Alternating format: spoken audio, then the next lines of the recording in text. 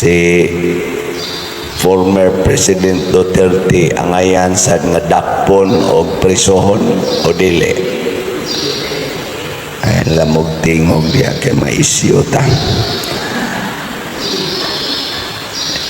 Naamang yun ang mga inana, no? Karon gubot kay nga atong politika na ay gipang dakop, na ay gipang priso, na ay gipang impeach. Ginamit ang Kongreso, ginamit ang Senado, ginamit ang DOJ, kapulisan, military, pulos ni sila mga gamhanan, pulos ni sila nagdawat og sweldo gikan sa katawhan. Nga matod pagani sa mga komentaryo gikan sa presidente, apil na ning mga kapulisan hangtod gyud sa barangay official, pulos ni sila empleyado sa mga tao nga Filipinos. Tuo mo dili. O talagsaon ni sila nga pagka-empleyado kay inika-employed na nila, sila may mo control sa ilang employer.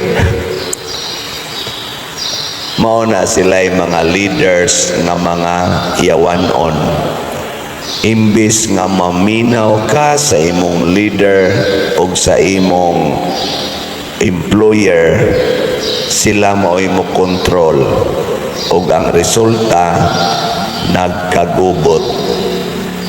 Wa na mahimuot ang employer. Ang mga tao nagkagubot na. Mao sa nahitabo sa panahon ni Jesus, ang mga pari, ang mga iskriba, mga parisiyo, mga leaders, naghatag og kabugat ngadtos mga tao. Nagpangita ang mga tao sa tinuod nga leader, manluluwas. Mo nang misaad diri sa unang pagbasa ang Ginoo pinaagi ni propeta Ezekiel, magpadako ninyo og pangulo nga mo'y mutigom ninyong tanan. Mahimo na lang mong usa ka gingharian, usa ka hari ang magdaan ninyo. O ang katumanan ani mao si Jesus.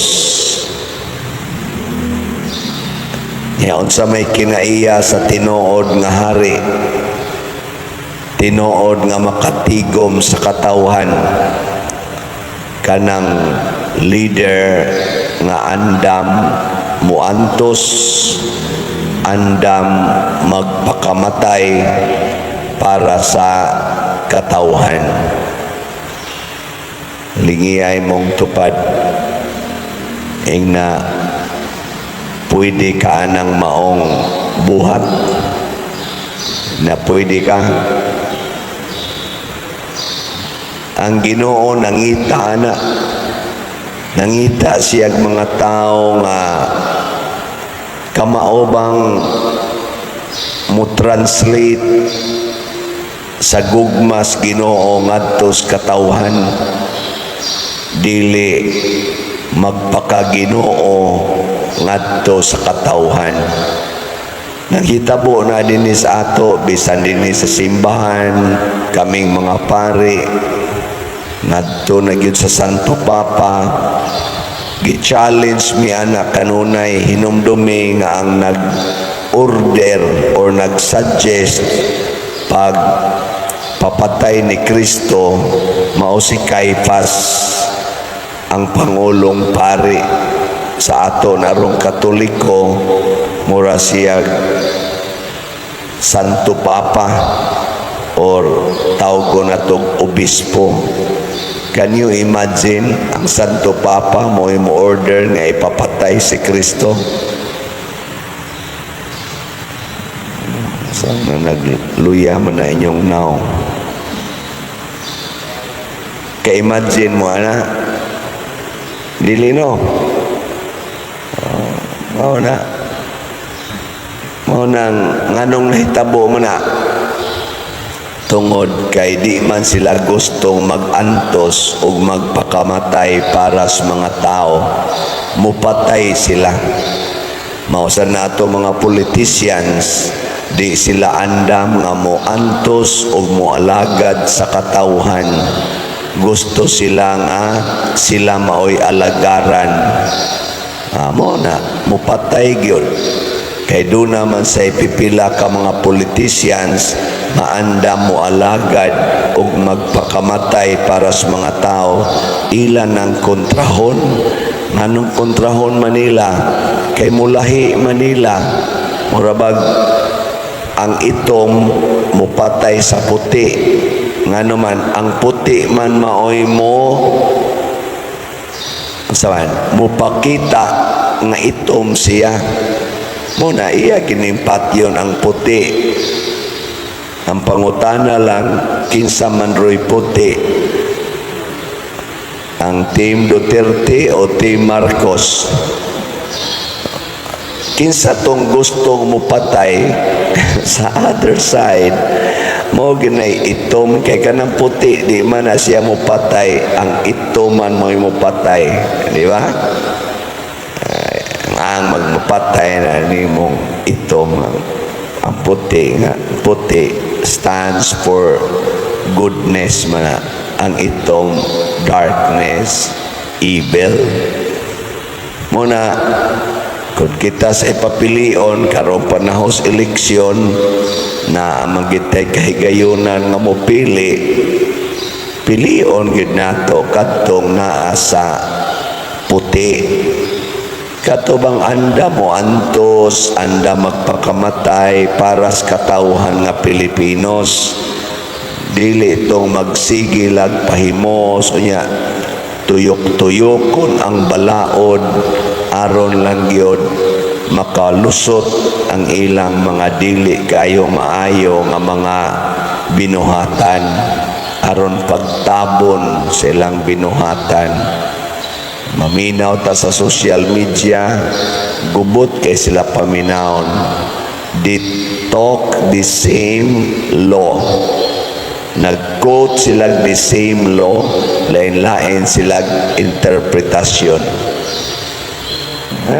Mura bag kapoy paminahon, kaawan na masaginang balaod pader kay lain-lain maginag-interpretasyon, bitaw sa noon, pero usahay sagod, bisan tinuod ita mga lawyers sa civil law, makakita naman gud ta nga ila naman lang gid ning gamit-gamit aron lang gid pagsuporta nila, pero ang kamatuoran unta kini man gid unta. Ang kamatuoran ba mao gid na niya ilipat-lipat pareha nang naaroy na contempt sa Senate hearing nila ni Senador Aimee, Senador Bato, Cayetano. Yan na sila i-contempt kay ilalaging nakita nga mamakak yun, pag abot dito sa Senate President, gibuhian. Ora ginana ba? Karon mura na sila, mura maniglain ani, mura magwa may magkasinabot dire. Nga ang Senate President nga wa mo tambong sa hearing ani abot og mga 5 hours, gibuhian niya ang kadtong gi-contempt, wa gani mananghid sa committee nga nag-contempt. Makaingon tang arang-arang pa sa dinoong kongreso kay nag-contempt sa committee, sa Quadcom, sa Tricom, diretso man dayong implement. Pero dito sa Senate lahisad, buhian usa. Mga pero istorya sila the same nga balaod. The same ang ilang gibasihan.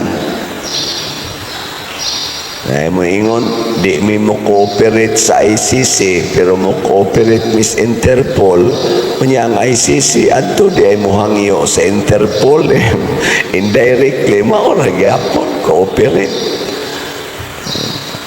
Wahay kuan, murabag kita nga mga dias ubos, limot-limoton lang, mao ni ang paagis pagpatay sa kamatuoran.